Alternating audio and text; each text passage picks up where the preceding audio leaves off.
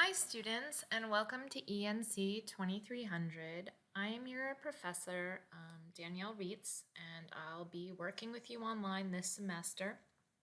I wanted to make this brief video to show you around our course a little bit and highlight some of the major things that I think are important. I still would like you to read through the welcome and the syllabus and all that, but I just wanted to highlight some things for you. So you can see by this home screen here that it may look a little bit different than yours, but this is the home screen to our Blackboard shell. And right now you'll see there's an old welcome video here for last year, and I'm going to go ahead and replace that with this one. But the video just walks you around a few important things, and my contact information is here on the home page. So if you have any questions, you can reach out to me at email address or the office phone there. Email is the most expedient way to get to me usually because I have access on my phone, and even when I'm not in the office, I can check it. So there's that. Office hours are a little bit different this semester because I have a hybrid class that's only going to meet a few times on weeks 1 to 15 and 16. So my time availability there will be different a couple of the weeks if you're trying to reach me. Just be aware of that. One of the first things I'd like you to do, besides watching this video, is to look over our syllabus carefully, and I'm going to go ahead and do that in a cursory way in a minute here, and to complete the getting started tasks for our class that will help you understand how to use Blackboard and move around in it.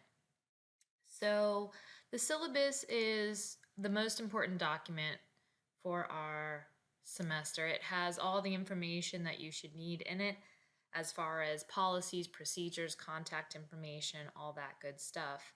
This class, ENC 2300, is really my favorite class to teach. I really think it's a wonderful tool, not just for teaching you how to write academically or teaching you how to argue, but in terms of helping you get to know more about yourself and the issues that surround us in this world and how to be a good citizenry, how to give back to others by becoming informed and caring about others through argument, not the kind of argument you might see on Jerry Springer where it's argument for drama, or even that you might see on Fox News where it's argument, argue entertainment, that kind of thing. But academic argument is a special breed of argument that you may not be familiar with, where it's more about moving issues toward a resolution or to something that multiple parties can agree upon than it is about winning an argument or, proving the other side wrong.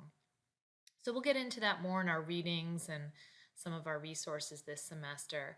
As I said, my contact information is on Blackboard. It's also right here on the syllabus. And we do need the book, the argument book. There will be some quizzes starting next week on that and on the readings, so you want to make sure to get that and have access to it. The quizzes on our reading, I've designed them so you can use your book, to answer the questions or the other resources we have, but you really need to have read the chapter before you take the quiz, because a lot of the questions don't ask, what does this bolded term mean? They kind of ask more comprehension and summative based questions where you can use the book as a resource, but you need to have read and thought about it before you take the quiz. Hopefully you have some technology experience. I know sometimes people take online classes because they are very familiar with technology and very comfortable with it, but a lot of times people take classes fully online because they have busy schedules or families or odd hours or things like that, and they may not be that technologically savvy. While I'm certainly no IT guru, I do feel pretty comfortable with working with a lot of software such as Microsoft Word, PowerPoint, YouTube, things like that, Blackboard. So if you don't have a lot of experience in that, I would say, you may want to get a refresher from the Learning Center. You may want to really consider, is this course for me? Would I be better suited to a fully seated class or even a hybrid class?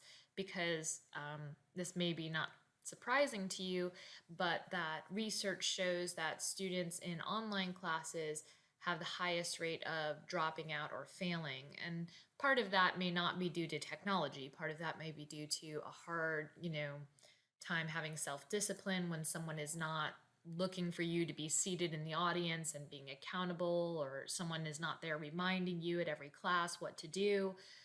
Those are different issues, but I think sometimes the technology also stymies students, or they think, oh, it'll be easier than a face-to-face class, and really they have to work very autonomously and independently and sitting at a computer for long hours, and that may not be your best learning style. So, it's not too late to really consider those things if you haven't yet, and whether this course will be a good fit for you.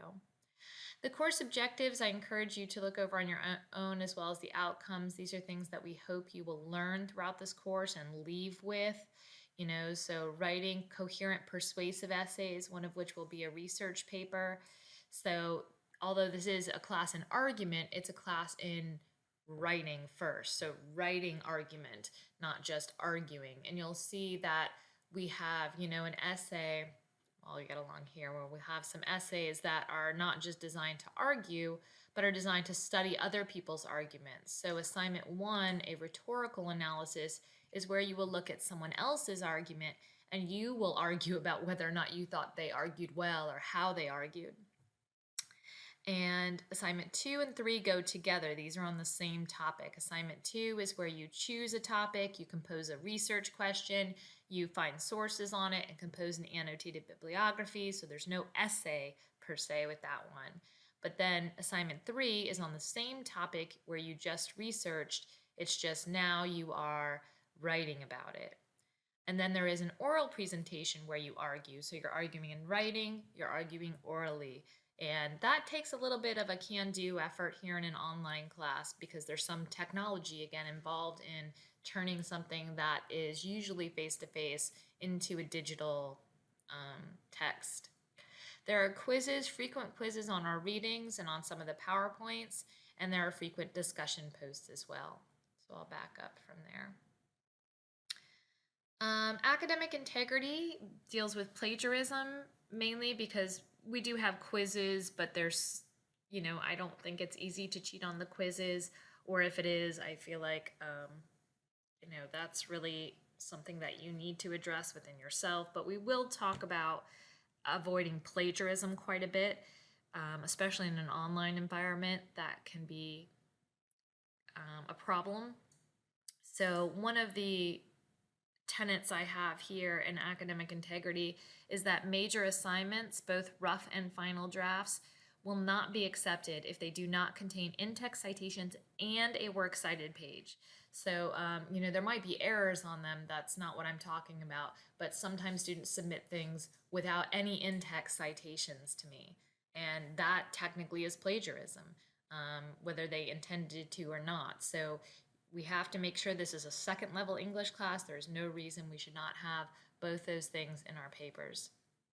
If you're registered with the Office for Students with Disabilities, they will send me paperwork on your behalf, and I'll get in touch with you if we need to make accommodations.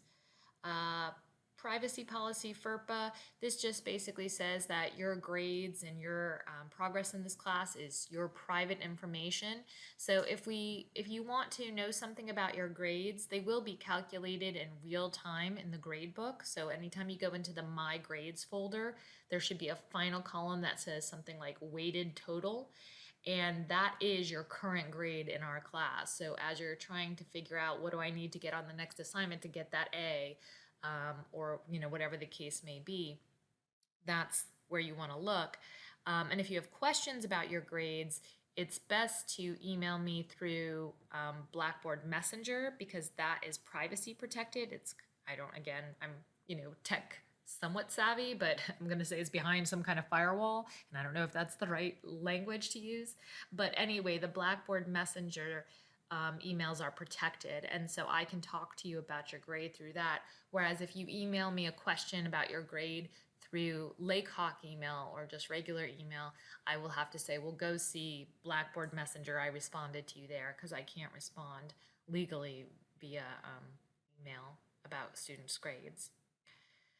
Attendance and withdrawal, so it's an online class, so There's no specific attendance policy, but you're expected to log into the online course at least weekly because there are things due every single week and things that I expect you to be looking at. If you discontinue participation in our class, I cannot withdraw you, so you would end up getting an F in the end. So if you decide to withdraw, you want to withdraw by March 25th, 2016. That's our withdrawal deadline for this semester. Though it, differs from semester to semester. And so just keep that in mind. The methods of evaluation, these are all the things we will do in this class. So there are about, 3 major assignments as far as your grades go: the rhetorical analysis, annotated bibliography, and persuasive essay. And then there's also the oral presentation. And then there are little things here and there as far as the quizzes and discussion posts go. The grading scale is listed for you.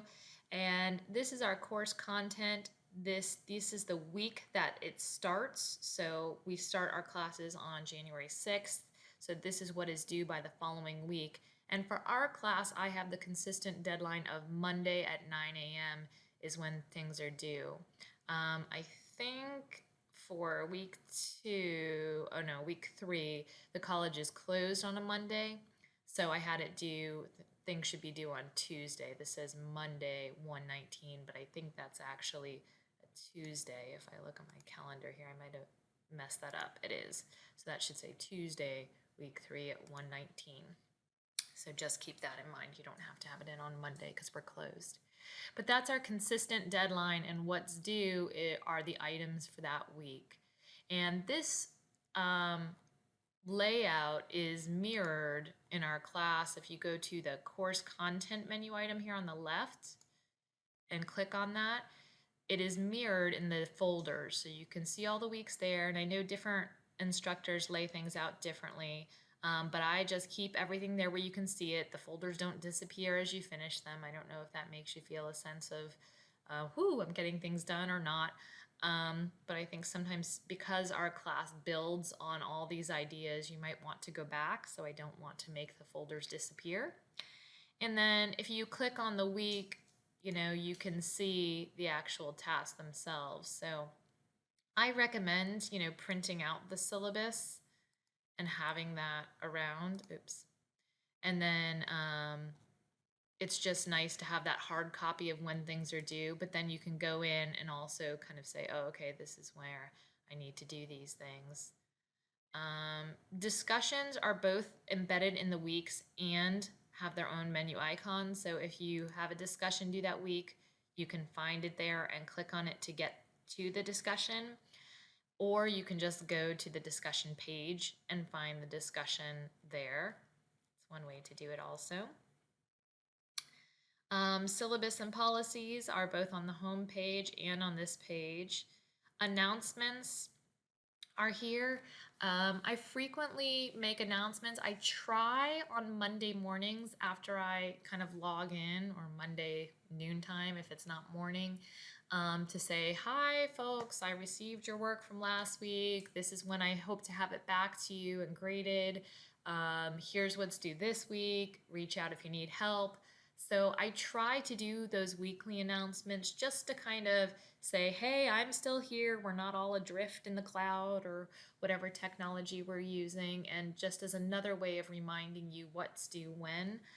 And so please check your Lake Hawk email, because I post those in here, but they also send those reminders to your Lake Hawk email. So it's a good way to keep in touch. And you can always, if you find you have too many emails to check or things going on, there are ways to forward your Lake Hawk email to whatever, Gmail or Yahoo or whatever you use.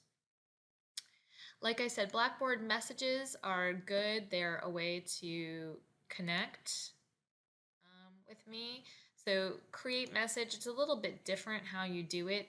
You have to click on the to field, and then so I have to move, whomever I want over there to the recipient section to be able to create a message and send it.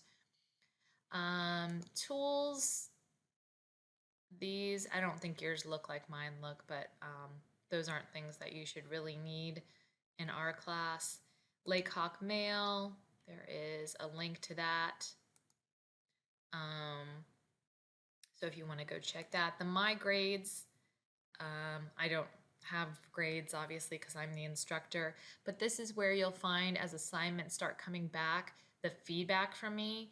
And sometimes there'll be files to open to read my feedback inside of them, as well as in the little feedback box, as well as a grade. I don't use a point system. I use the normal 90 to 100 is an A, 80 to 89 is a B. So hopefully the grades will be pretty clear cut to you. There are support services and there is online tutoring available. So if you're looking for help with a paper, you can log in and try to talk to an English tutor there and, get that way, get help that way. I've also tried to make some redundancy built in here. So if you click on the assignments, you'll see that all of these are also linked in here. So if you're having trouble finding something and you just want to go to it quickly, that you can go to it by that menu item. So hopefully that gives you an idea of what to expect from our class. Please let me know if you have any issues going forward and if you need my help.